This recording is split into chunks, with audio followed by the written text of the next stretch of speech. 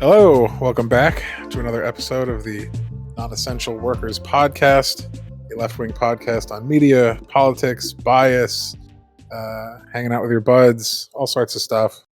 I am your first co-host, Alex. It's me, Aiden. I'm Jason.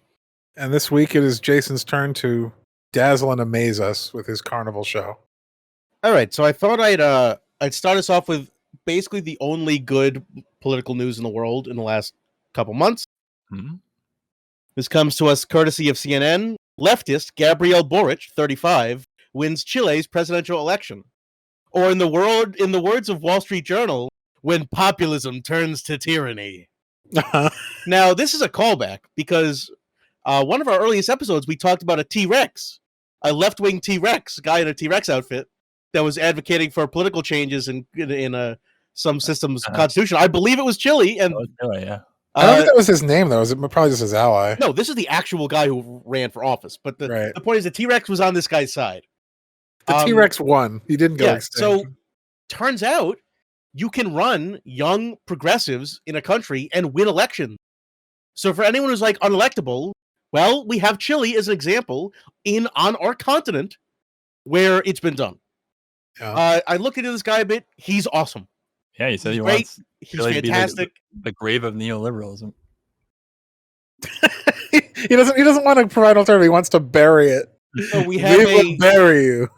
Worst case, COVID starts killing America, zombie apocalypse style. You've got a country you can move to. Chile is very nice. Okay. This will have a Chile effect. Yeah, chilling Global effect. politics. So what do you think about the Wall Street Journal headline about the exact same story? It literally is about the yeah. It's the same pic. It's not the exact same picture, but it's a picture of the same guy. Gabriel Boric. About his election. Totally unsurprising. When the majority exercises their right to vote, that's a tyranny over the minority. Yeah, what is it funny? I bet they're literally going to refer to tyranny of the majority. Like, I would love to see what they thought about fucking Pinochet.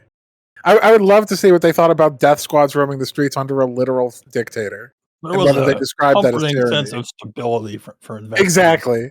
I guarantee it was articles. It's like uncomfortable, but necessary. You know, when evil becomes necessary, like the exact inverse article. When the dictator is your best friend, work sets you free. Yeah. Here's the very funny start to this article. It's been a tough year for liberty in Latin America. Savage. And it would be a mistake to blame it on COVID. Yeah. First of all, Liberty, are you okay? Latin America suffers from too much government, taxation, regulation, weak property rights. Yeah, that's the problem. There's too much government. Too much government down there. South America, known for its strong centralized government with its monopoly on violence and functional states. Jesus Christ. All right, well, you know, this Wall is Street beyond Journal's analysis. saying it, huh? Yeah, they're beyond analysis. All right. We've made fun of the Wall Street Journal before for like trying to be the more like eggheadified Fox. They're just like, are they competing with Fox now? Like, are they just trying to say it? Because this doesn't even feel very veiled. This doesn't really seem like they're doing any like pseudo academic shit. They're just like they've turned. They don't need to be veiled. Yeah. Because usually they appeal to like a more highbrow conservative audience. I mean, they used highbrow words. The average Fox person couldn't give definitions for neither populism nor tyranny. With like this win, with Xiomara Castro winning in Honduras, with New Zealand, with like a lot of places are turning left wing. Turns out you have horrible right wing reactionary turns. People then fight against that in the coming years. The U.S. just isn't strong enough to overthrow them, like it always would have historically. Not yet. The U.S. is like, we're too decrepit and tired to do the new Call of Duty game where America invades New Zealand. Overthrow a left-wing leader. Yeah. They send in like SEAL Team 6 to kill some guy with a face tattoo for having a face tattoo. Yeah. Oh, that actually reminded me of a different story. It's not worth putting on I think I know what you're talking about. Some woman is like the first woman with a I read that Maori tattoo, face tattoo, to actually be on TV or something. Mm-hmm. It was cool. As I've mentioned a million times, I watch a lot of UFC, and there's a couple of UFC fighters who are from those islands and have the like full hip and belly button and like leg tattoos of the warriors. It's fucking cool. Okay, so I think I viewed that as positive news. Now I'm going to continue with positive news, but in local news. Mm-hmm. Wait, local news? I'm just gonna make a Scooby. This is also a callback We to don't not a usually thing do we that. made, though. From Right. WKMG News 6 Orlando. 3 residents of the Villages arrested for casting multiple votes in 2020 election. Nice. Y'all remember the Villages? Did Anyone the, wanna did explain the what that is? election fraud ninjas catch them? The Cyber Ninjas got them. Yeah, the cyber ninjas. So this is covered in several other podcasts and media, but basically it's just like the most reactionary part of Florida possible. It's like 80-90% Trumpers. Yeah, the Villages is a retirement community for rich white conservatives who rail against having Hispanics around them, blacks around them. They all vote Trump. They all host big Trump parties. They did all this for the last 4 years. And then they all hate voter fraud. They all hate the cities. They all hate black people. And then turns out, oh, oopsie, we did the voter fraud. It was me. They're just old. They forgot. It's like a Scooby-Doo episode where they take the mask off. It was the Village losers this whole time. They're having a senior moment as they, commit voter fraud. Senior gamer moment. Let me see if I can find the mugshots that I found very funny. In the New York City area, usually the Village refers to Greenwich Village, so this is a very confusing. Yeah, it is confusing. No, this is a place literally called The Village. I know, it's just very strange. And my brain now has to sort the town Greenwich, the Villages, and Greenwich Village as 3 different things. Let's move to our next local news story. This from the Salt Lake Tribune. Court upholds 6-figure fine against Diesel Brothers for rolling coal. Can you decipher any of that? Is this when Vin Diesel has to protect the mob? Nope. Is that what's going on here? Are Diesel Brothers the local celebrities? Is there like a Duck Dynasty show about them or something? It's like the Property Brothers, but for industry. Create as much smog as possible. So, the backstory on this is that these are these 2 assholes who drive like giant diesel trucks. They look just as I imagined. I don't know exactly the mechanism by which you can do this, but they were like trailing a bunch of people on bicycles. What are these redneck Vikings? Yeah, and then they drove up to them. And they pulled the coal button, and out of their giant muffler shoots all this coal, which basically just gives you cancer on contact. And it's called rolling coal. It's like a way for conservatives to troll people if they're in big trucks. And apparently they got arrested and are charged lots of money for this. I just thought it was very funny. These are 2 people who... Also, you're right. They are the Diesel Brothers, stars of a monster truck television show. Oh, for fuck's sake. No. For altering their emission control system in trucks, resulting in unnecessary air pollution in Utah. Well, also, one of them has a black American flag on their hat, and the other one has a Punisher skull, so they're obviously fucking fascists on top of that. Yeah, I mean, yeah, of course. But why wouldn't they be? It's kind of a side note. That's a third of America. They clearly think that having a long beard makes you like a SEAL team operative. They just look like they belong in a shield wall. They don't even look like they're in this millennia. That's giving them a bit too much credit, but I get where you're coming from. It's just they look like Danes. They don't look like modern people. They're Cole Danes. Yeah, I would much rather watch Cole Danes than fucking Diesel Brothers. I'm a fan of the legal system actually holding people to account who do bad things, especially people who think they're protected by the legal system. The guy on the left looks like... It's a great reverse Uno. There's kind of a Lord of the Rings thing this week, because the guy on the left looks like John Rhys Davies and Carl Urban had an ugly son. A fail son. Yeah. I'd say. A fail son. There you go. All right, I'm going to stop making fun of these guys' appearances. You got to stop posting these images of these weird people. It's too easy. So let's see if I understand what's going on. It's also thumbnail ideas. A bunch of right-wing uneducated cranks did a crime? That happened in America? Nani? What are they actually accused of? Altering their emission system to where it just shoots smog straight out of the car. To make a point?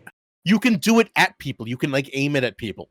Oh, it's like a weapon? It's crop dusting, yes. You can use it at people. They invent it's like to go along with truck nuts. They invented truck ass. Once again, I don't think this is actually the exact story about a story I read a couple months ago about a group of cyclists who got rolled coal on, but it's the same concept. basically they've got these ducts where the emissions come out of. It's like your exhaust pipe, but exhaust doesn't have to come out the back, but it can come out the back, and they can alter it in such a way that it just shoots like burnt up smog out directly of the exhaust, So and you can insane. aim that at people and just blast them in the face with diesel coal.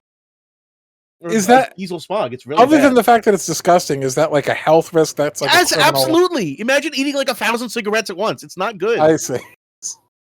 They've weaponized a cancerous. Yes, it is a blast from the crime, truck. and they're being charged. Like, huh? Pikachu face? We're being charged with crime? Well, I don't know who to root for in this thing. They all seem like pieces of shit. But yeah, it makes sense. I hate that this is a common enough thing that it has a term. Rolling coal, yeah. I hate Yo, to bro, believe I a was TV caught show. rolling coal. Rolling in the deep. I don't Okay. know. It's like when you find out one of these like horrific sex acts that like 5 people in the world have performed and it already has like a name. It's like I don't Let's know. move to celebrity news. How many of these you got? You're really racing. We're already on celebrity news. These guys are famous. Okay, then let's continue with celebrity news. Don't you know celebrities are just like us? I do know that. I believe it wholeheartedly. This from Hot News Hip Hop.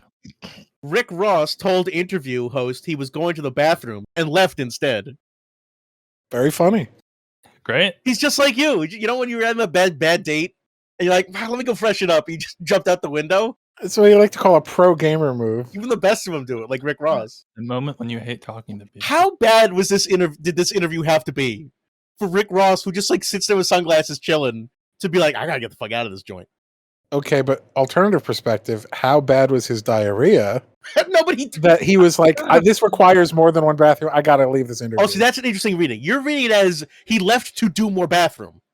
Yeah, like what we don't know for sure he didn't. I'm reading it as he lied about the bathroom like every normal person and just Yeah. had to get out of the situation. But you're assuming that Rick Ross is a normal person.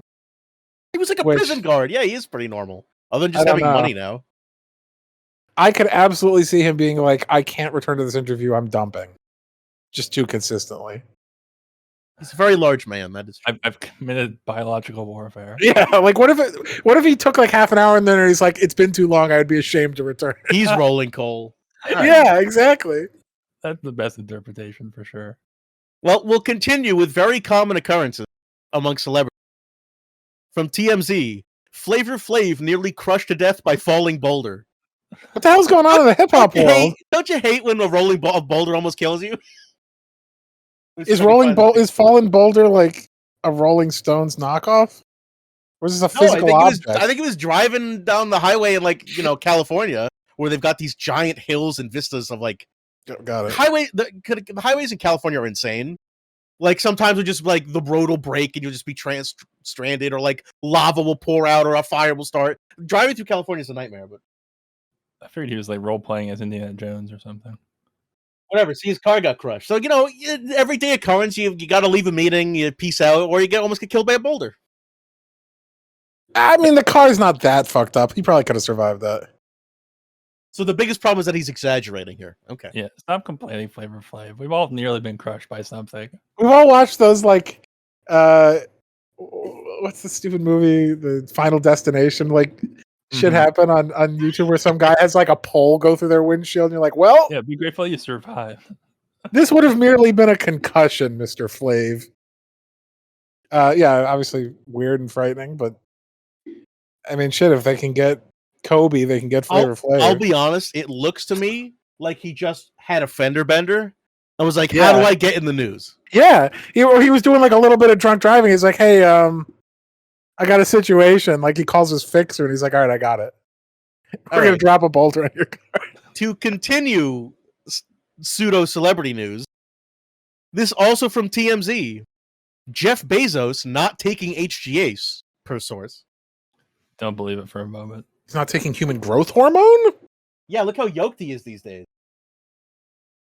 Oh, I thought he was just like huffing, bull Adrenochrome? farts or whatever. Yeah. Because he's trying to give off the power CEO image. Yeah, so this is a segue. We're going to get into it with 3 coming up articles about, like, there was a period, I'd say in the 2000s, the, like, bling era of rap, where celebrities became famous, and then they became rich. but they became famous for ostensibly some other talent. They were an actor, they were a singer, they were an athlete. But we are transitioning to a different stage of capital, where you just become famous by nature of your wealth. Flavor Flav was part of a rap group. Rick Ross was a rapper, or is a rapper. Jeff Bezos doesn't have talent other than making a business and accruing assets. Yet he is treated in TMZ identically as just merely a famous person. He is famous by nature of his wealth. Kim Kardashian doesn't have talent. She's pretty, or at least people think she's pretty. But that was enough to make her a celebrity, to make her wealthy. She doesn't have talents. So you're saying my horny, goofy NFT does not make me a celebrity, and like I would need to actually get buff? No, I'm saying the exact opposite. I'm saying we're approaching a point where all the bars for fame and celebrity have gone except for wealth. Oh, I see what you're saying. It's just money. Okay, I got it. Right, so now we're all like up in Jeff Bezos's, like, now there's celebrity, people taking pictures about Bezos because he's just a rich person, and that's enough to be famous. He doesn't have to have other talents that make him like a star. It's just how much money you have. Well, yeah. Is that surprising? I think it's surprising that he's being treated in TMZ like he's Brad Pitt.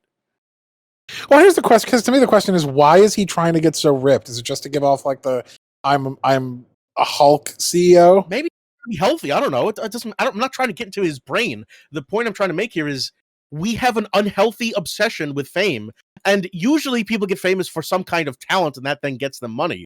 Now that we've totally bypassed the middleman of talent, and now it's just purely do they have money? Yeah, his talent is rich. Right, that's his pro. That's his perk. That's the talent. Yeah, the rich talent. Yeah. Also, if you saw what this guy looked like 20 years ago, he's taking HGH. Like, sorry, there's no way. Like, he was the fucking shrimpiest of shrimps. So they're basically correct in some regard. Beefcake. Like he's taking something. I don't know for sure what it is, but 50-year-olds do not look this much bit bulkier than they did at 30. Here's an image of him being like Andre Agassi on meth. Correct. Back in 2003. And then him today with his hot girlfriend having absolutely shredded pecs. And that one picture says pretty much everything I was just trying to say. It's been basically 18 years. Although he did always have pretty beefy legs. You gotta give him credit. Sure, but he is enormously more built now than he used to be for almost certainly no logical reason. Now, once again, people can't fundamentally transform their body even later in life. But the fundamental premise is, why should I care? Why does TMZ think I will care that Jeff Bezos is in good shape? Is it the fact that he's the second richest person in the world? Like, what about his body? Like, he's not Brad Pitt. He's not Bradley Cooper. He's not some celebrity. He's not Ryan Gosling. He's not some guy who was hot in a movie. So I'm like, oh, he must be hot in real life. Do you think this is almost taking him down? Like, we're objectifying Bezos? Well, that's what he would say. You're just here for my big biceps. The feminist critique, right? Like we need to stop looking at Bezos's tits, basically. Like, we need to stop objectifying this poor, vulnerable billionaire. You have to take my guns away first. I'm looking at those tits till I die. Yeah. All right, so now to get to what I really want to talk about. 3 articles explaining this very fact. You've fallen into your trap. The first of which from Business Insider, and then 2 that are countering it. From Business Insider, it's time to stop worshiping the tech billionaires. Hero worshiping. Yes, time to stop hero worshiping the tech billionaires. Yeah. But then, according to Real Clear Markets, which is like the spinoff of Real Clear Politics, and NPR, the more wealth inequality, the more comfortable your retirement. And from NPR, the best and worst places to live if you only care about money. So to wealth worship or not to wealth worship? I don't understand the NPR one. Are they mocking that or endorsing it? Because every best place to live thing is positioned on the premise that you only. It's ready. All those articles are like, this place has the greatest clams casino, and also everyone's white and old and rich. Like, there's only really 2 things, right? It's whether the people there are going to be like you demographically, or whether they have nice food and like a theater or something. Like, also, none of those articles really talk about anything substantial. If you take out the first 3 words, it's very funny. Or I guess the second 2 words. If it's just the worst places to live if you only care about money, it's a very funny article. But Yeah, I mean the most inscrutable one is I think honestly the middle one, though not the least surprising perhaps. I was going to say that one made the most sense to me. The more wealth you've stolen from the poor, the easier it is for you. I guess I don't know much about real clear markets. Well, I know about Real Clear Politics, and that doesn't surprise me at all. It may as well be Fox News. I just find the sentiment of that one absolutely disgusting. Oh yeah, they're just saying it. Instead of addressing social wrongs, just be happy that you get to retire fat and happy while everyone else is suffering brutally. The more skulls in your skull throne, the better your view. I guess that's why I found it a little bit inscrutable, is because it's a bit too mask off. Like I figured, there must be some kind of cover in there somehow to cloud the waters. But yeah, maybe they're just, I'm saying it. The exact article could be in a leftist publication, meaning the exact opposite. Yeah. It's the entire question is not whether or not this is the case, it's whether or not this moral abomination is a moral abomination. Yes, exploiters do better when they exploit. It's like, no shit. Yeah, obviously. But it's couched in the cushy retirement terms, like your nest egg's gonna be great. Like if they publish like private ownership of the means of production produces great wealth for the capitalists. Like yeah. Yeah, that's the problem. Well, but I think the reason they're saying this is good because they're trying to counter program leftist messages about wealth inequality. Because even though Bernie Sanders isn't running for president anymore, his message has seeped into America. People don't like the top 1%. People don't like the term wealth inequality. They think inequality bad. So this is written like, no, don't worry. Wealth inequality, good. Remember, good. Retirement, good. Wealth inequality, good. They're trying to like get into your brain and get into your gray matter. This is actually good. There was a time not long ago when the right wing would never say the words wealth inequality. Or right, they wouldn't dare. Inequality. Because every time you mention that, it's like they've already lost the argument because that's the thing that they're glaringly bad at. And the modern right wing is either so intellectually bankrupt or lazy or victorious, depending on your perspective, that they can just say, yeah, we're doing the theft, but like it's chill. It's good. Just do evil. Like they're not making an effort here. It doesn't feel like they're doing any kind of complex bait and switch. They're not trying to like coax it into something more nuanced or interesting. It's just come join Team Evil. We got cupcakes. Oh, okay. If that's what your pitch is, I don't think that's going to work, but I guess the people already on your team aren't going to like reading it. I don't know. Maybe I'm not cynical enough, but I don't think that the average person's like, yes, I would love to join Team Evil because they have at least a sauna. At least call it like wealth aspiration or something like that, some kind of like inequality is not a wishy-washy word by any means. But I guess it is. The benefits of tyranny. Yeah.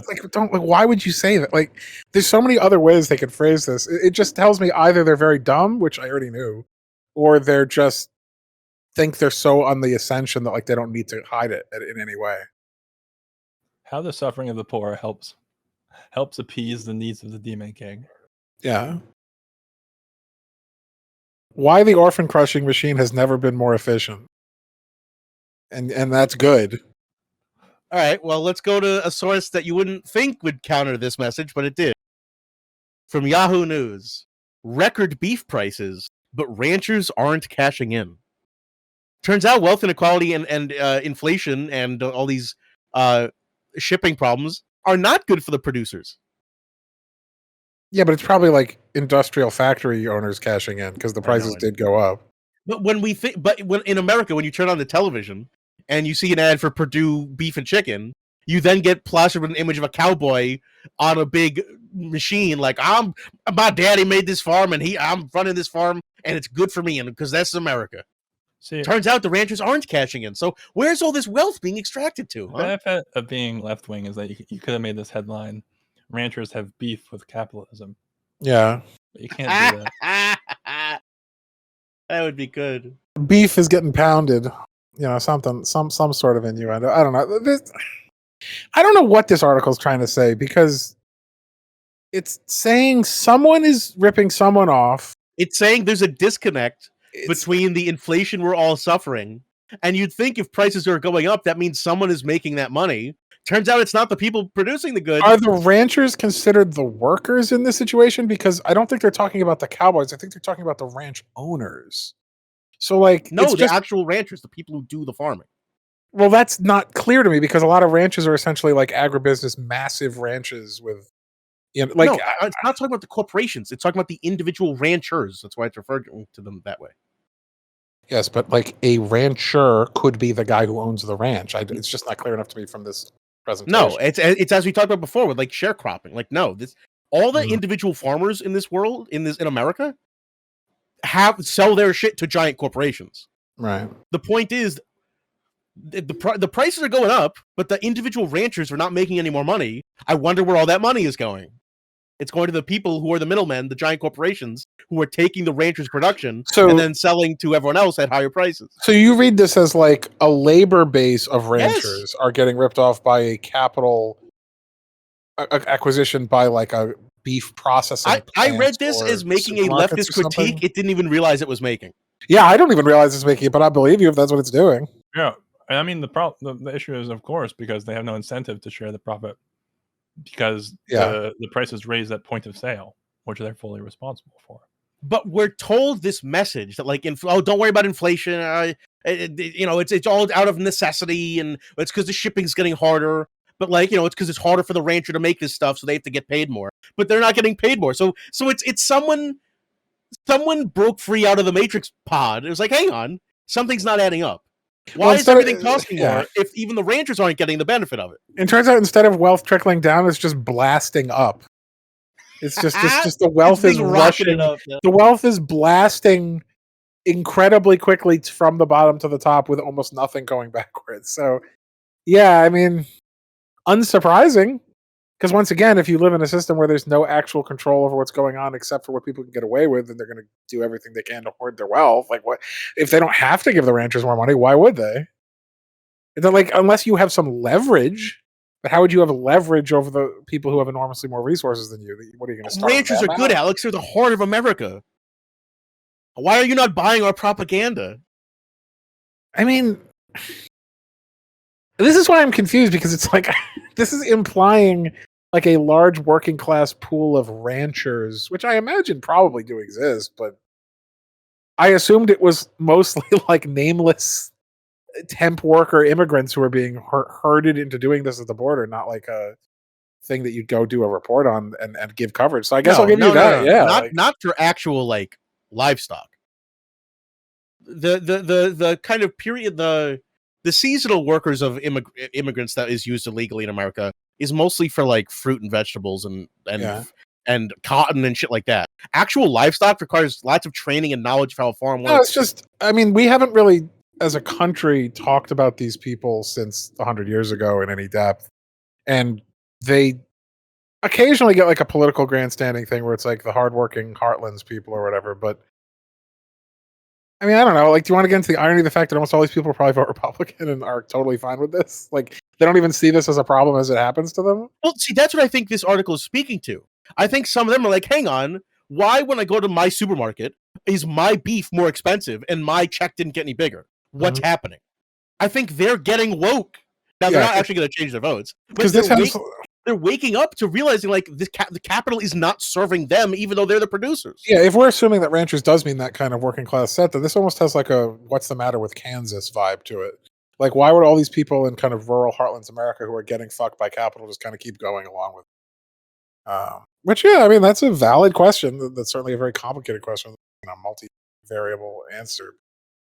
Beef's pricey right now, I guess, is what most people in like the suburbs and coast are going to take out of this. Huge beefed.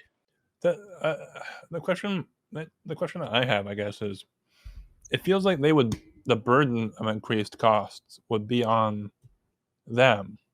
So it is kind of their imperative to pass those on to the distributors or purchasers of their beef. So are they just not are they not able to leverage their supply? Probably not. No, because there's more of them than there are. If anything, the scarcity of the supply is what's creating the demands. By having less beef available, the higher the prices can afford to be at these. But this I don't think there actually is less beef available.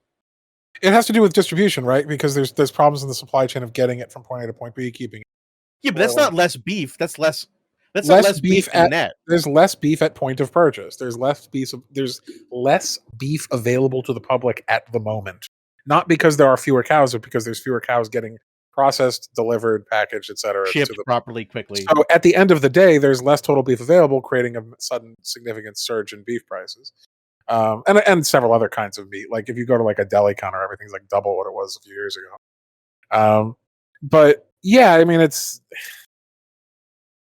I don't know. It's an example of a lot of problems in our country where you have essentially no unions, no labor protections, no organization or strength of a working pool. And You're just fending for yourself, selling your good to a yeah, to like a what are you going corporation. to individually negotiate with the factory? Like, I mean, maybe if you're really charismatic and manipulative, you can get like a marginal gain here and there. But unless you actually organize with other people in your same class interest, then they have all the leverage over you because your livelihood and your ability to pay rent is intimately bound up in this connection day to day, whereas the other people could starve you out forever and not run out of money. And the irony is, if you say no to your next contract, they'll go to your next door neighbor and he'll take the cheaper contract. Yeah, so Instead of there's you guys working together, and you have all this, not just rent, but a lot of these people own their homes, but all the machinery that they use to operate massive modern day farms are crazy expensive and require crazy upkeep. and Because you're constantly on a I'm using that kind of broadly. I mean, we're talking. They still have to buy food. They still have to pay for utilities. They still have to pay taxes. Like all of the parts of upkeep that require regular expenditure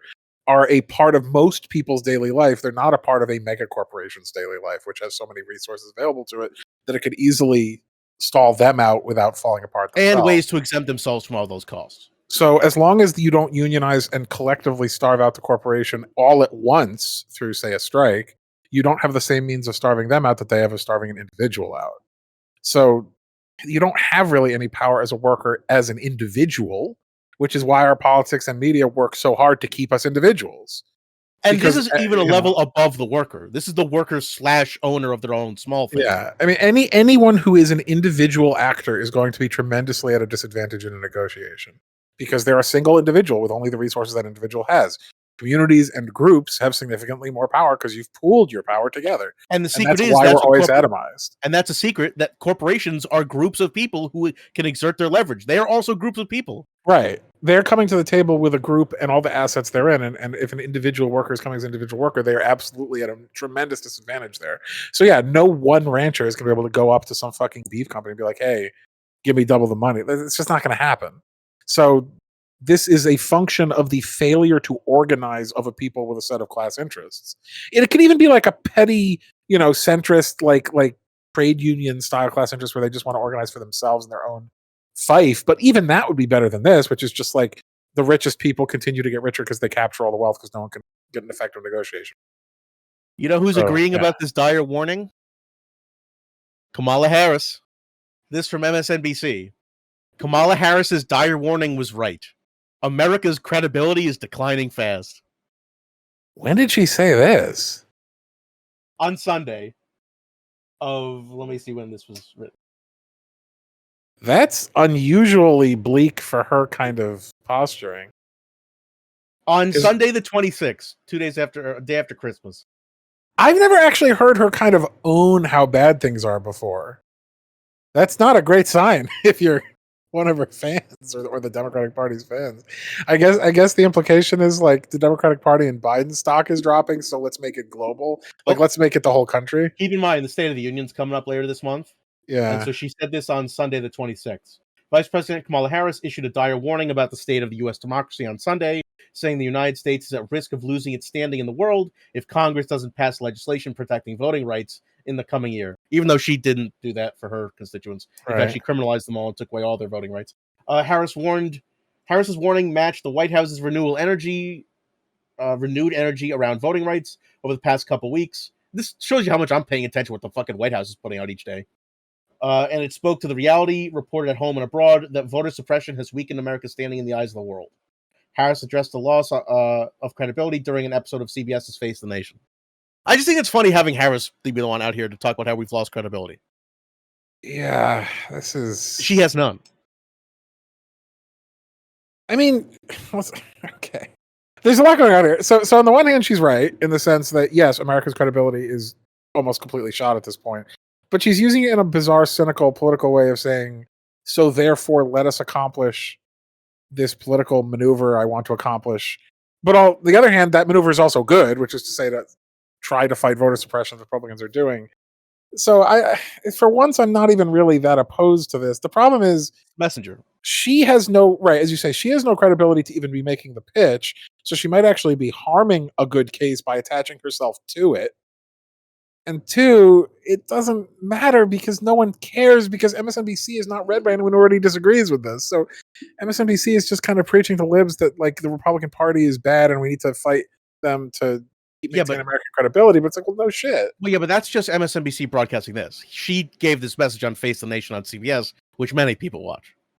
Maybe. Does anyone look outside of a handful of like centrist or center right Democrats? Does anyone care what Kamala Harris thinks? Because I don't think so. Like, I don't want to be like rude, but I don't think very many people, even within the Democratic Party, care what she thinks. But we're supposed to. Elected officials give a shit what she thinks. We're supposed to think she's important.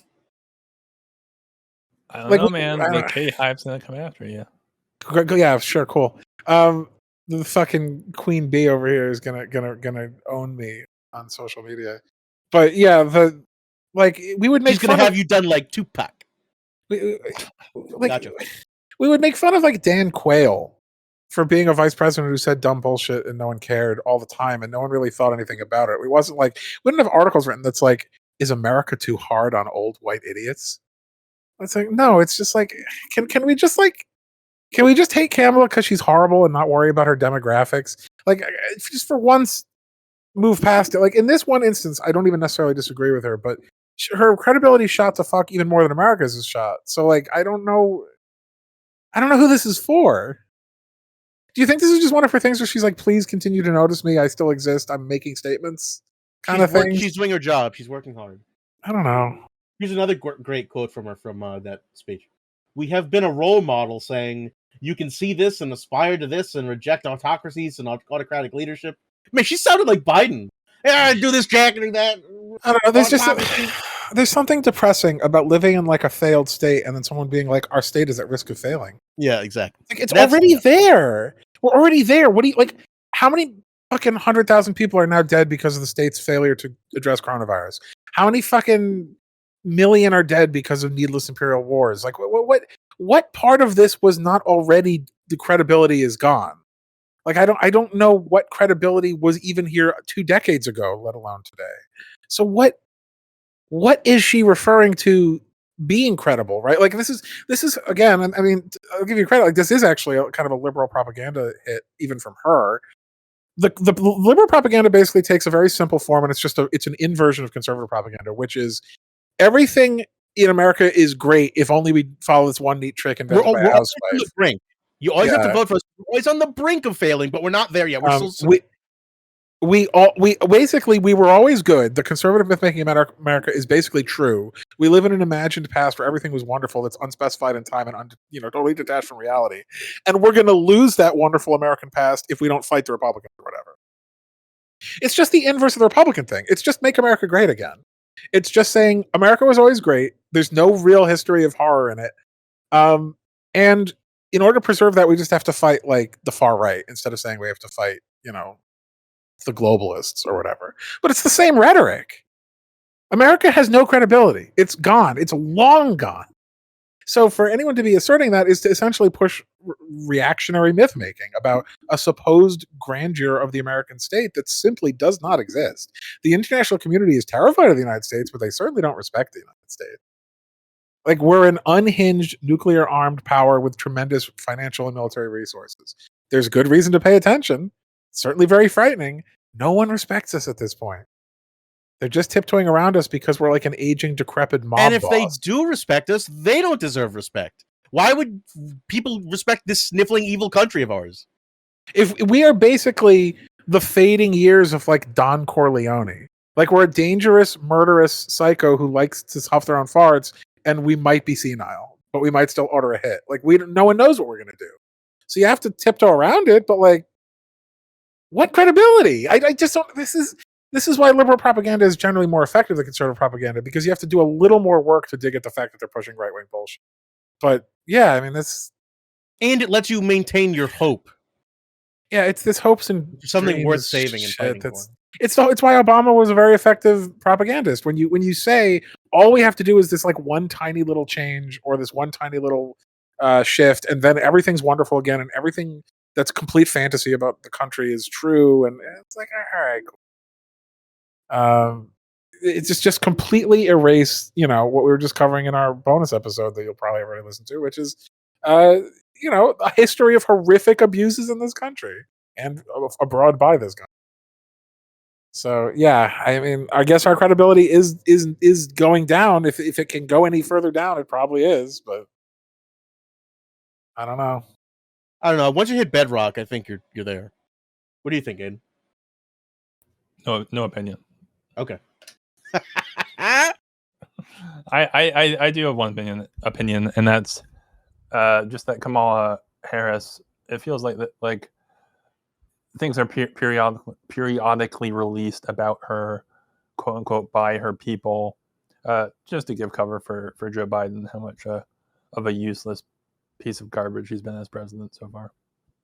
Fair enough. Also true. They got to build her up. They got to market her as something that could be used in the future. They definitely wanted her to be Obama 2.0, and she is.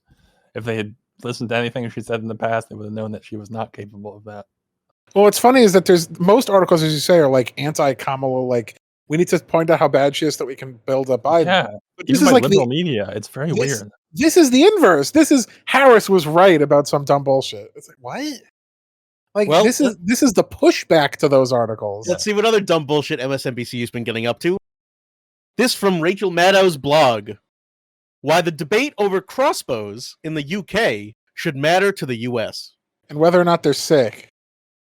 It's not that, Alex. Yeah, I know. Anyone have any thoughts or context about this? Should they be covered by the same laws that restrict guns and whatnot in the UK because they're a potentially deadly weapon?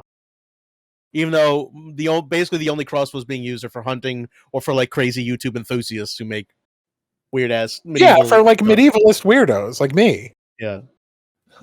I just think it's funny that Rachel Maddow, like a preeminent lib journalist, is like, let's dive into the crossbow debate as if one there is a debate. Mm-hmm. Like it's just the gun debate. Like, but we're going back in time. We're like Benjamin Buttoning in our policy. It's I don't know, okay. If these like Republican cranks who are doing like their political ads, instead of shooting like an assault rifle into a pond, if they like shot a crossbow into like a mounted knight, I would be very entertained. And even like the scene from with the shooting the dwarf guy. Like there's something so quaint and ridiculous about this archaic form of right-wing murder that is so much less horrific than like modern machinery of mass death. But it almost doesn't even bother. I just want to briefly, for the right-wing gun trolls out there, I'm aware, and I'm not sure the other two here are, but we know that no current weapons available to people in the public are assault rifles. Assault, by definition, means fully automatic. We all know semi-auto, one pull of the trigger, one bullet. The point is, weapons designed for warfare. So you can't fucking rules lawyer us, because I know whatever. Fucking bump stock, whoever gives a shit. At the end of the day, the ability to fire lots of bullets very quickly, whether or not it's automatic, not a double barrel shotgun or a bolt action hunting rifle. I'm not saying you have a fucking anti-aircraft gun. I'm just saying you have the capacity to shoot many bolts very quickly, which is not something that a crossbow is capable of doing, unless you're even like a Chuko Nu, like a Zhuge Chinese repeater crossbow couldn't match that. We're also recording this a week after another alt-right psycho did a mass shooting, so just chalk it up. I mean, for fuck's sake, trucks at this point are being used to kill more people than fucking a crossbow could kill. Yeah. People are just running each other over like nutcases. There have been more people killed by right-wing attacks with vehicles than with fucking crossbows. So I don't know. Yeah, like I don't know what. I don't know. Like I don't. But in a year, will you see on the Maddow blog when a debate about circuit vans in the UK should matter to the US, where rolling coal goes wrong, and it's just running people over. It would be very funny if we like banned private ownership of trucks. It was like you could only use it for like a job. This is it's a very tired. It's a very tired post from Rachel Maddow. It's basically just like why a country with completely different context and historical laws about firearm ownership cracking And is a down. fundamentally different demographic than us.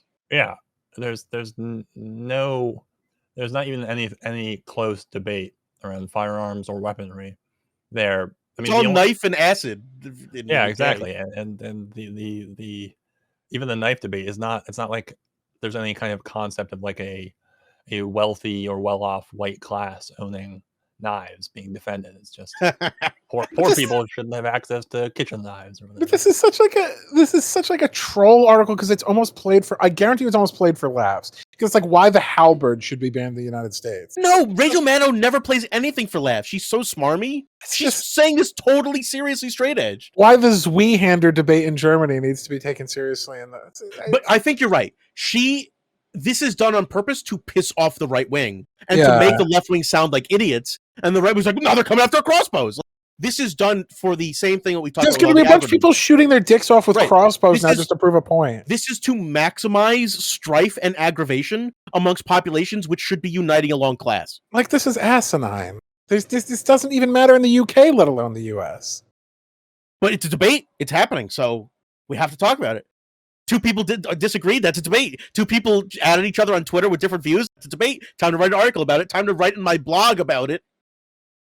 Even though I paid like $20 million a year to be a hack fraud. Now, I will grant you there was a crossbow killing in Connecticut that was very And we famous. read recently about the bow kill, the guy sniping people with a bow. And there was the horrific bow killing recently in Scandinavia. But like, come on, man. These are trivial amounts of killing compared to modern weaponry. No one's using them really for that purpose outside of these freak incidents. And you address all those things with other ways: mental health, expanded social services, increase efforts for people in poverty. Like, there's other ways to address violence than just taking away the weapon. Now, it's not saying you shouldn't take away some weapons and certain weapons, but like, the problem isn't crossbows. The problem is violence. Treat the actual causes of violence. We haven't even gotten past like, should people be able to kill 20 other people in 5 seconds? Are we going to get into whether or not we should stop crossbows? It's just that this is so far removed from anything in the American sphere that it's laughable to even consider at this moment. Like, if we were at a point where it's like Britain and there's like 4 police killings a year, maybe instead of like 1,000. Or Japan, where there's none. Yeah, maybe that would be a time to start talking about that. But like, we're not even in the vaguest of vicinities of this kind of question. There's more people killed in like an average day in Chicago by or of the police than there is like the entire year in most countries. So I don't know what the fuck we're going to talk about crossbows for in that. Well, speaking of people outraged with weaponry, this from Newsweek: machete-wielding teenagers chase staff after Wi-Fi password is changed. You hear about this? At where? What are they even talking about? I'm gonna find out. It's as I suspected. This is in Indonesia. Okay, well there's kind of the whole article, isn't it? Because they're making it seem as though machete-wielding teenagers is a normal thing in wherever, in presumably the U.S. Stupid Gen Zers with their machetes trying to get the Wi-Fi. Gen Zers are ruining the intact limbs industry. I don't know, because like Newsweek isn't generally implying that they're not talking about the U.S. or at the very least the West. This is in the world section of their news. To be fair. Okay. I wish I'd been so bold in my teenage years. Mom, I can't believe you changed the Wi-Fi password. I have to get my machete. Machete, Bob. And apparently this happened on like the day before Christmas in a mosque. Yeah. I just thought it was funny to bring up. It's amusing. Hopefully not too horrifying for the people. We have some things better than the third world. At least we don't have this happening. I feel like we're missing some context here. I'll just going out on a limb, and I don't mean us, the podcast. I mean the readers of this headline. I don't think that the teenagers were trying to dislimb people because of the Wi-Fi password. Just a hunch. It says here, the quote is, the teenagers who have not been publicly identified were allegedly frustrated with mosque staff members because the mosque's Wi-Fi password had been changed, law enforcement officials told the website. I'm sure you don't believe Indonesian law enforcement officials? Yeah, they have a very clean track record of not committing genocide. Yeah, I don't. No, also, I don't. Here's how viral your story has to go to be picked up by Newsweek's World part. The video clip, which is less than 1 minute in length, was posted online shortly after the incident, it gained more than 150 likes in the 2 days immediately following the appearance on the user's Instagram feed. Not 150,000 or 1.5 million, 150. That's the bar to get some, world story that makes the rest of the world look evil compared to you. Now, I don't want to go into depth on this because we already do too much depressing shit, but like somewhere between 500,000 and 1 million people were murdered in a genocide in Indonesia by their state and police enforcement. So when there's an undisclosed fact that the only people giving you evidence for some insane bullshit like this is the Indonesian police, I'm gonna press X to doubt. Yeah, but then tomorrow we'll read from Just the saying. Indonesian Kamala Harris how they're going to decline in the world. Yeah, their credibility is declining. Right, but this is the larger point.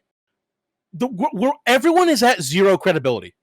There is no trust anymore. No country is trustworthy. You run elections to make these changes. All right, my trustworthy meter's gone up a little bit for Chile and New Zealand based on recent left pushes. Like, I don't trust anyone anywhere anyway. So I do find it rich that the Newsweek's like, man, Indonesia's fucking up, but look at America, we're doing so great. Look at what Harris had to say. We're all in the bottom of the barrel. We're all the crabs shitting on each other trying to get out of the barrel. What about the lobsters? Yeah, this is... Again, I don't know enough to know for certain what happened here, but it wasn't this. Sorry. Well, we're sticking with Newsweek, so let's see if I can lighten the mood a little bit. Well, this one not really, but we'll see. From Newsweek, the biggest mistake I ever made. Master's degree holder rejected by 400 employees.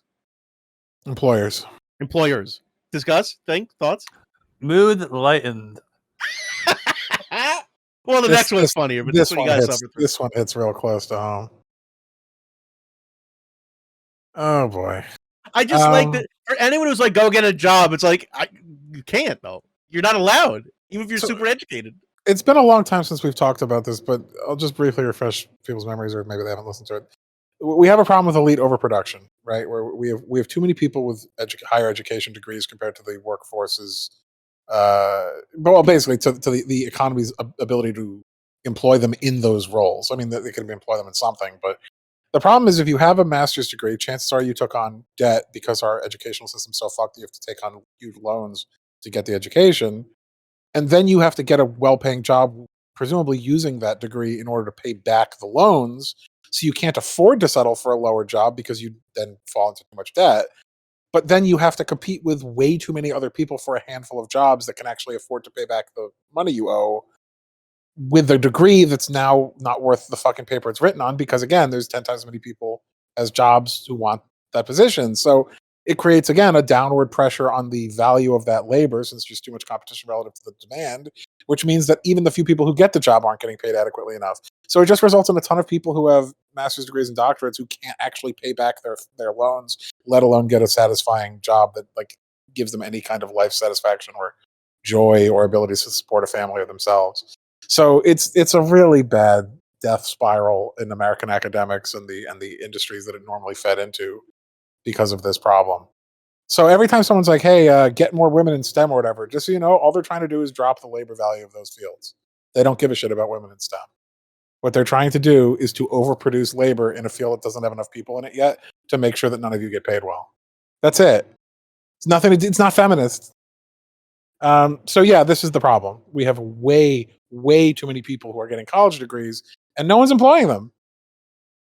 So it's fucked. To date this episode, over the weekend, the meme famous Bogdanov twins died of COVID. Huh? Who? They are well known on Reddit and 4chan and meme stuff like that. They're a wild couple of twins who are like descended from European royalty and had like a... Oh, they're the guys with the fucked faces. Yeah. But they're like Mick Jagger. I just bring them up because I was reading an excerpt about them in the wake of this news, and it was about how basically they were absolutely terrible academic students, but they got PhDs. And there was an interview with one of their advisors who was just like, yeah, they did 10 years of unpaid labor So we thought they deserved degrees despite being terrible students and writing terrible theses. And I thought that fairly well describes the pipeline for advanced degrees. Do a bunch of underpaid labor so you can maybe get a job in an oversaturated market. Wish I had not looked at these people. Yeah, we're not using that for the art. Okay, so Well, I make it, so we'll see. on to a lighter subject. Sure. Also from Newsweek, right-wing social media site bans controversial term, sparking fury amongst user base. Everyone gets 3 guesses what the term is. Is it one I can say? Yes. Is it a Cracker. recently invented term? Yes. Oh, recently invented. Okay, not cracker. Cuck. No. Aiden, your turn. I don't know why they would ban this, but recently invented Sigma male. Nope. Good guess, though. Let's go, Brandon. Nope. Although that actually might, but that's not the one they're talking about here. Mm. Huh. All right, one more each. It says recent, and it's a right wing one. I thought I So didn't only got one so far. it must be a right wing epithet. All right, this is taking too long. I'm just going to tell you. I have no idea. They banned Groyper. No. They got him. You can't say Groyper on whatever this crazy right-wing social media That site is. frog fuck. Yeah. And people are revolting, and rightfully so. Groyper has been destroyed. Groyper down. Black Groyper down. I Yeah. have gripes with this decision. Wow, that's great. What's the That's point of the website if you can't say Groyper? I haven't. It's like when OnlyFans was like, we're gonna kill ourselves. We're gonna have no more porn on the platform. I'm like, oh wait, that would be bad for us. Yeah, what if we remove anti-Semitism from a right-wing social media network? Yeah. See, I'm this is- I knew it assuming might because of move. the association with the Capitol attack, they just don't want to be like tarred with that. No, I think they also banned that kid. Who's the guy who like leads alt right now? Nick Fuentes? Yeah, that fucking kid. Oh God. Michelle Malkin referred to Groyper herself. Alpha. Michelle Malkin referred to herself as the mommy of the Groyper movie. Oh my god. Holy shit, the Freudian shit is real. Yeah, it's bad. Come on, boys, come up to Mommy Groyper. Mommy Groyper is the title of the episode. I feel That's so insane. bad talking about this. So, I cannot believe that that's real. So, what do you think about right-wing social media being forced once again to reckon with capital? That like they can't do their credit card processing, or they can't exist or without being taken down by the internet if they keep doing this, and then the right-wing users being like, but wait, I thought we had the right to be evil. You telling us we can't be evil on the internet? I mean, What they've had happened? like 800 terms for what it means to be a white nationalist. After they get rid of Groypers, they're just going to come back as like Zimblags. It doesn't matter. It doesn't matter how many of these you fucking ban. They've rebranded like 8 times per year, like it's the fucking year of the 5 emperors. Like they don't care. Like they might care for 5 minutes because they want to make a fucking shitstorm about it because they're alt-right shitheads. So of course they're gonna whine about nothing. That's their entire thing. But like they're just gonna come up with a new thing on 128-bit Chan, and then they're gonna move on. None of this means anything. They change their name all the time intentionally so that no one can keep track of who the fuck they are. But no one has ever taken their word away from them. In fact, the whole thing about being an alt-right person is that you get to steal from popular culture. You take things like the red pill and turn them evil. You take things like the fucking frog and make it a symbol of evil. So now having their symbols taken away from them, it's like once again, to my favorite term this episode, reverse Uno. Only we get to rebrand. You can't rebrand. You can't take away our theft. You can't culturally appropriate. Tell me they don't secretly love this shit. Tell me they don't love the persecution complex thing. Well, yeah, they all, of course. Like this is their whole fetish. They're all cucks. But their other fetish is to shout "re" a lot. Like so, they like that they're getting an opportunity to squeal and be like I don't want to like use that term unironically because it's a gross and bizarre thing that they've popularized. But they're all obsessed with cuckold fetish for a reason. Because they're all kind of into being humiliated and victimized because it's having a Groyper mommy. Like, yes, they all want a Groyper mommy. They all want to be cuckolded by MSNBC. The Proud Boys' whole identity is around like they're doing this ironically, whether they realize it or not. Yeah. Like they're playing into this. So they're bitching and moaning about losing their social media website just to make another one. Like, yeah, that's why they exist, is to troll the internet. They're just the softer, more pathetic version of the already pathetic, Bolsonaro style martyrdom complex. They all want to be victims because then it explains why they're losers. Or victims who happen to win somehow. Because if we're victims, then we're not losers. We had our greatness taken away. It's like the Trump savvy of building up your enemy. So if you lose, no big deal. They were badass. So but if you win, you overcame stupid. a giant badass. We talked about this a few episodes ago, but it's like every time they actually go face some sort of like criminal prosecution, they become blubbering babies. Yeah, they all saying Glenn Beck like, "Oh, I didn't know I couldn't do war crimes. I didn't know I couldn't steal or burn things." It's like, come on, this is persecution complex to the most absurd degree that they can't use their fat fucking frog cartoon to self-identify. Yeah, but that's the ultimate punishment on one site. So go to a different site. Yeah, but this site's obviously not Groyper enough for you. Yeah, but now they can't do their full Mel Gibson for freedom. Like, they want their freedom where they want it. It's their freedom. They want it now. Nah. I just thought it was funny. God. All right, I can't believe the term was Groyper. Like, that one even felt kind of dated. Like, even for them, that one's been around for what, 4 or 5 years? Yeah, I never would have guessed that one. All right, this one's uplifting. I'm lying, by the way. Mm-hmm. Shocked Pikachu face. This from Yahoo News. 3 members of the Saudi hit squad that killed Jamal Khashoggi are living in, quote, 7-star villas in government security compound. Is that like in... Are you allowed to have a 7-star villa? What the fuck is 7 stars? Like it's a 5-star system. Is that like in GTA terms? Like... Yeah. There's helicopters circling at all times. No, that's 6 wanted stars. How do you... I just want to see their Yelp review.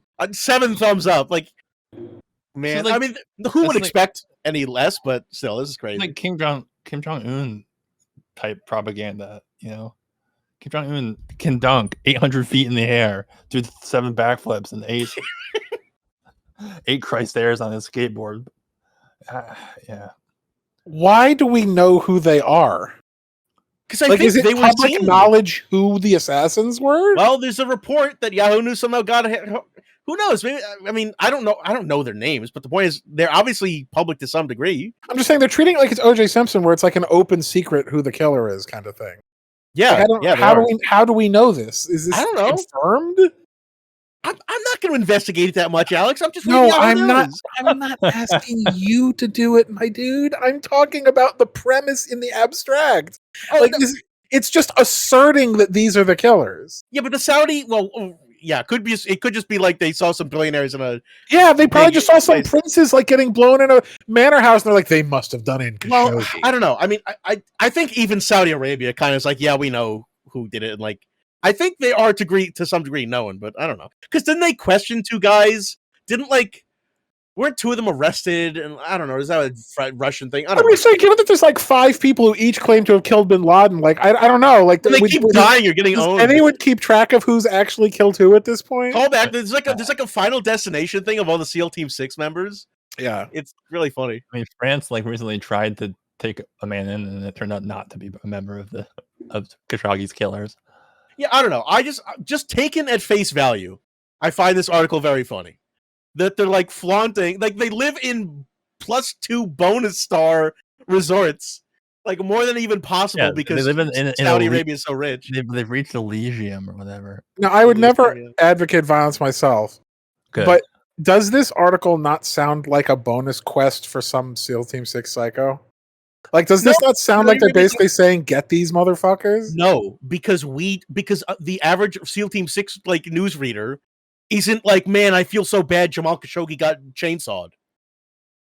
Like, they probably deserved it. Like, not only are they depicting them as like Jabba the Hutt, like wealth monsters, they're saying security compound. Like, they're using language that's usually reserved for the people we're planning hits on. It's just weird. It's like the way they're talking about this is like your mission. Should you choose to accept it? Yes, there's you could read it that way, but I don't think that's what they're saying for the public. 3 members of the hit squad that killed a journalist. The extra 2 stars are like laser turrets. This is an American like Chud action movie. What's that movie I watched? We're gonna defend journalism. I'd watch it, to be honest. Through murder. That's what it's like. This is an American film. The best tagline ever. They'd send like John Wick or some asshole to take care of it. Like it just feels like that. This article will be written in blood. It was like when you said take and literally it's like, you can give back Khashoggi's limbs, and that would be the end of it. I have a certain set of skills. And I'm a bit late in employing them, but Yeah. I'm getting too old for this shit. I don't know. This is one's very weird to me. Why is this in Yahoo News? Like Yahoo Every News usually part of reports it some is total strange. bullshit like entertainment stuff. So many weird things going on here. What's a 7-star villa? Like we This haven't is even going back resolved to that. This reminds me of the movie, the Netflix film from 2019, 6 Underground, where Ryan Reynolds is like, I'm a good guy, but I'm a killer. So we're gonna go kill bad guys all across the world. It's that's what it might remind me of. Go watch it, it's fun. It's directed by Michael Bay, so you know it's good. always quality. And by good I mean it was fucking garbage, but it was fun. All right, so we done with that one. What's left? Is 7 stars a proper name? That might explain it. No, it's not capitalized. It's they're saying it's so good it's better than 5-star. Yeah, It's because like when this I is where Salt Bay salts their beef every day. when I googled That's it, a different apparently one. it's a well-known joint in Turks and Caicos. So maybe it's a sometimes a proper name, sometimes not. Whatever. The point is, Saudi Arabia is flaunting it, living it up, Yeah, as they baldly kill people who want freedom in the world. yeah. Which again, not to whitewash like Khashoggi because he wasn't some sort of like hero in his life, but he was certainly martyred in his death. Yeah. Which Saudi Arabia I don't has know shit about him. fucked the dog on so hard in covering up that it's almost laughable. Yeah. Well, he became like a martyr because the whole Western world was like, "How dare you kill a journalist?" Meanwhile, they're like beheading random people all the time in the country. It's just like, This is essentially going to be our deep dive for the episode. what? Recently, BuzzFeed posted this: 17 formerly poor people who suddenly became rich are sharing what shocked them most about the transition. So, What? we're going to go through them one by 17? one. What? No, it's 17 people. We're gonna go through them. I'm going to kill myself. Whatever, just become rich. Just go through the transition. Why would we go through these individuals? Because I want to. Click it. Play with me. Yes, and. I want to play a game. You First want to two are become really rich, funny. do you? They're really funny, so I thought you'd be funny for you guys to read them. All right. Uh-huh. All right. This is so depressing. Yeah, I know. I'll All right, read someone the read first number one. Yeah, this one already hits home. The biggest luxury I've found myself indulging in after finding financial stability is medical care. I used to hesitate going to go to the doctor for anything, but now I make appointments without hesitation. Without hesitation. It sounds so silly, God. but I love being able to afford to get my foot pain taken care of, along with my acne and emotional trauma. Ah, I got something for that emotional trauma. This See? is so bleak. All right, Alex, read number two. Suddenly coming into money changed everything. The first thing I did was finally go to the dentist and get my teeth taken care of. Such a I had- luxury. I had tried to ignore them for a long time because we never had enough money. In the past, it was a choice of paying the electric or getting my cavities filled, and I always chose to pay bills. Responsible. Here's number three. This is the fucking bleakest vignette into America we've ever read.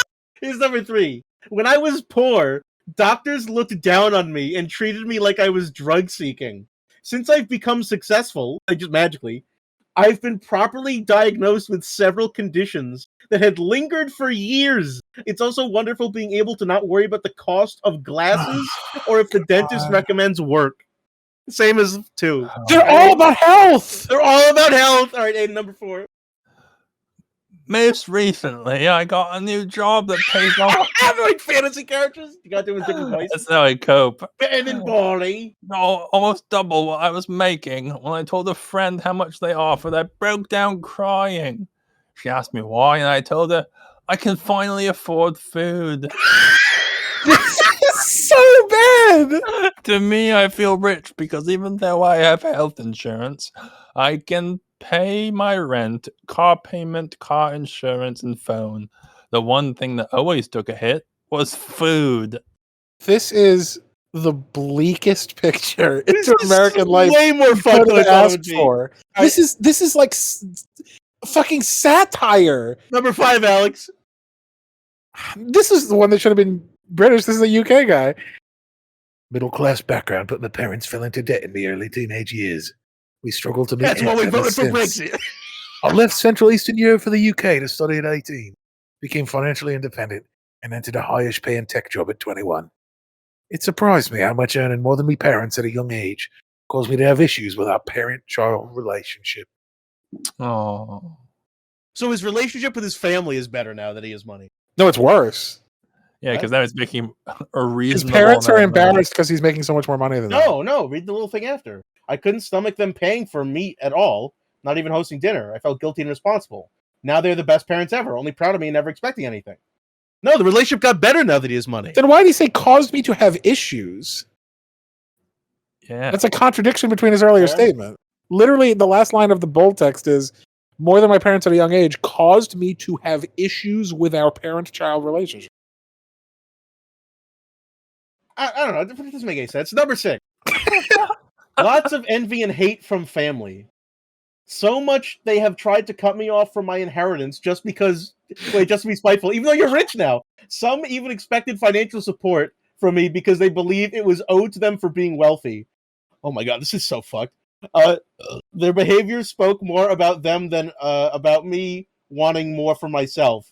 I have stopped feeling guilty for my lifestyle and wealth, and have accepted that sometimes whatever is toxic needs to go, even if it's family. Holy shit! Well, this person became a piece of shit.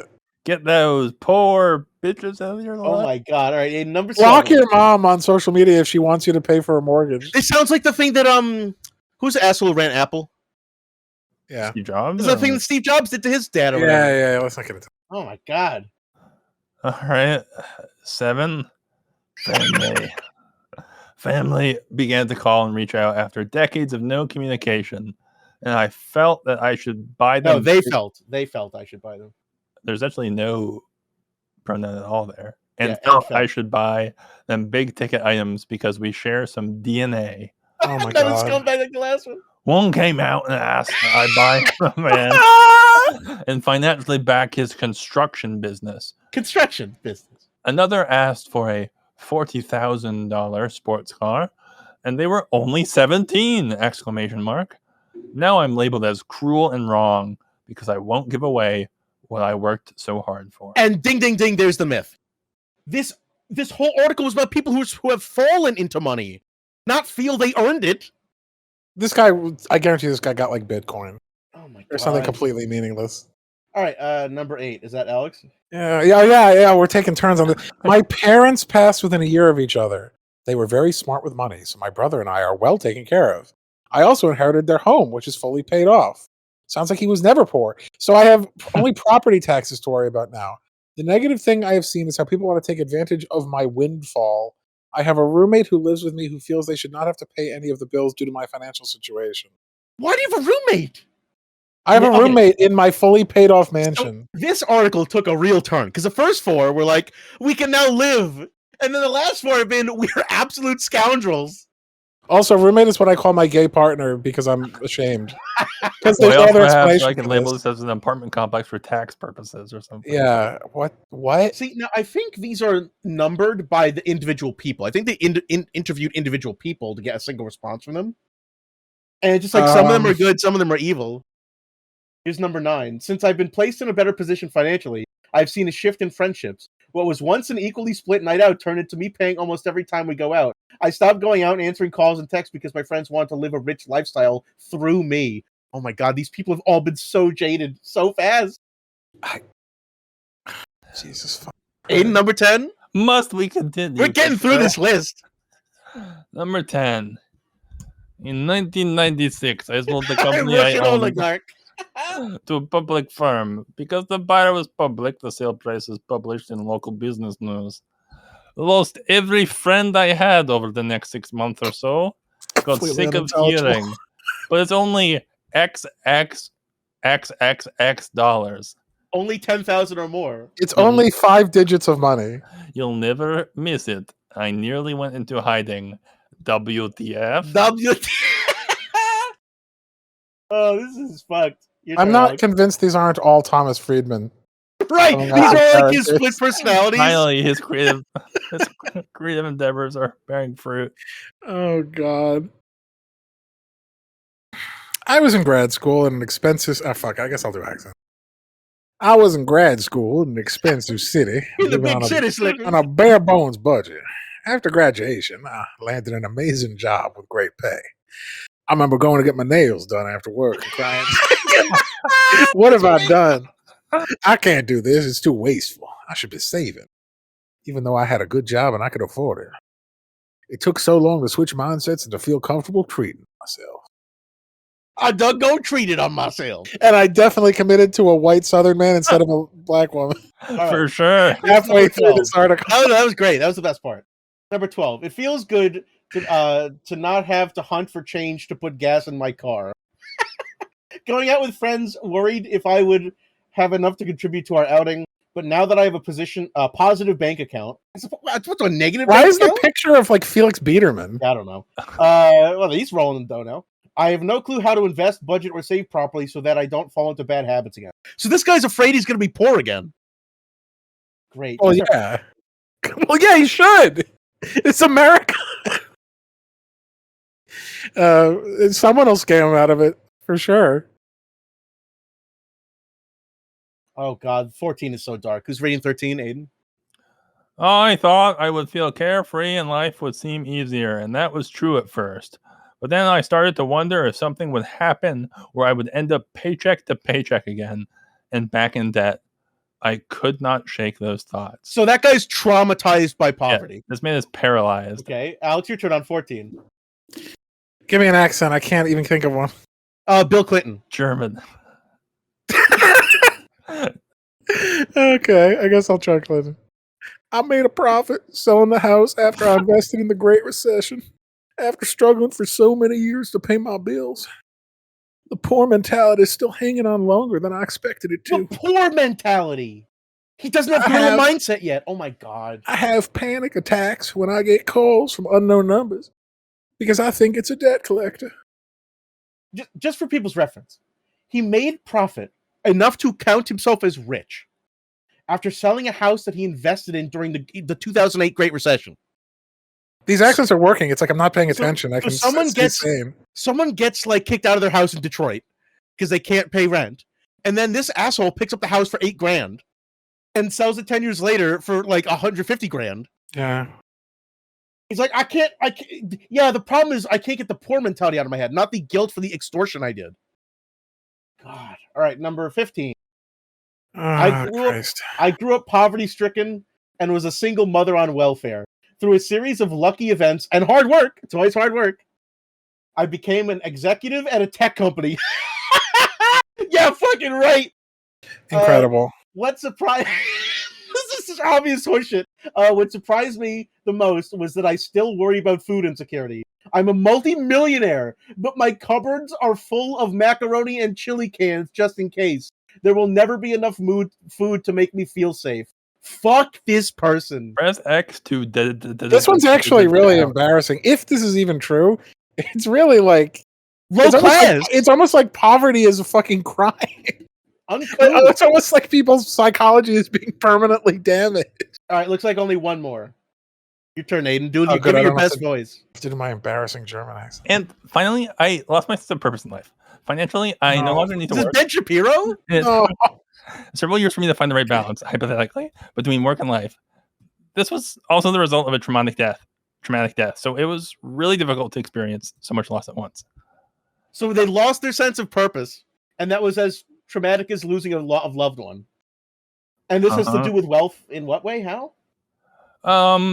Unclear, but submissions. It's like they retire, they don't know what to do with themselves.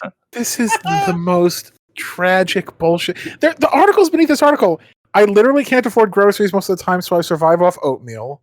Don't ever co-sign for someone because you think you're being nice.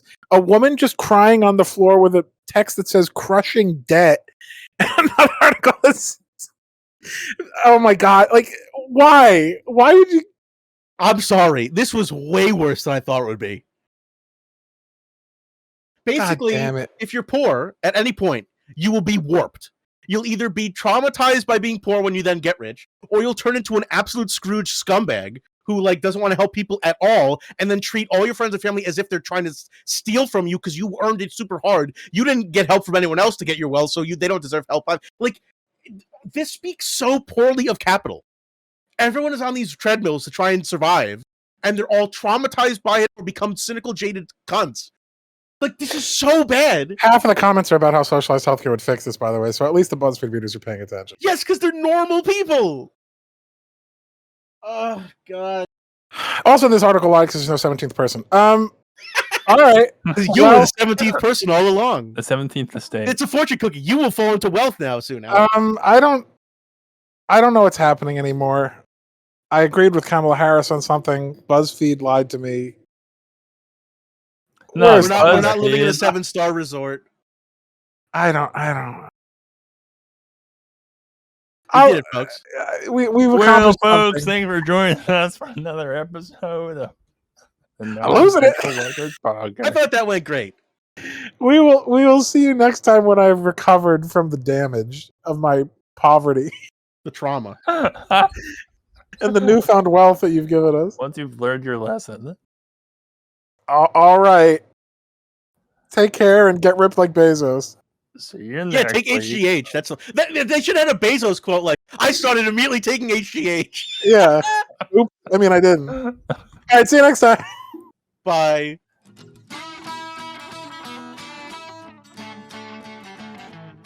Hey, thanks for listening to the show. If you enjoy what we do here at the Non-Essential Workers Podcast and you want to support us, please check us out at patreon.com/non-essential-workers-podcast or by clicking the link below. For $5, you get access to the Patreon feed and twice as many total episodes. How many more? I'll say it one more time for the back. Twice. Anyways, thanks and see you next time.